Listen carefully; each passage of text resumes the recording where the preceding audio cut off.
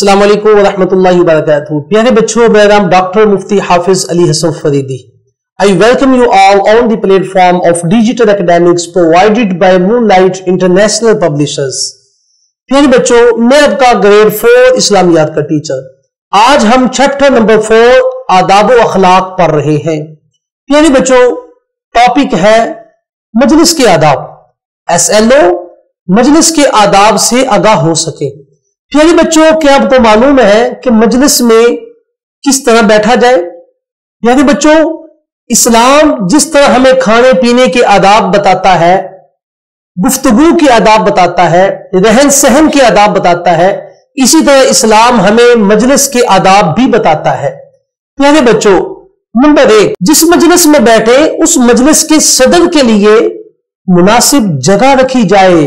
Number 2، مجلس میں جہاں مناسب جگہ ملے وہاں پر بیٹھ جائے اور پہلے سے بیٹھے ہوئے لوگوں کے درمیان گھس کے نہیں بیٹھنا چاہیے. نمبر 3، مجلس میں موجود دوسرے لوگوں کو اٹھا کے ان کی جگہ پر نہیں بیٹھنا چاہیے. نمبر 4، مجلس میں پاؤں پھیلا کر نہیں بیٹھنا چاہیے. نمبر 5، مجلس میں ہونے والی راز کی باتوں کو راز میں رکھا جائے تاکہ آپس میں رنجش یعنی لڑائی جھگڑے پیدا نہ ہو.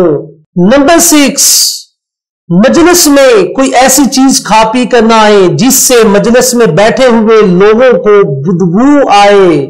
نمبر 7، مجلس میں اٹھ کے جانے والا شخص واپس اپنی جگہ پر بیٹھنے کا حقدار ہوتا ہے، اسی کو بیٹھنے کے لیے جگہ دی جائے. نمبر 8، ایک وقت میں ایک ہی شخص کو بولنا چاہیے اور دوسروں کو اس کی باتوں کو غور سے سننا چاہیے.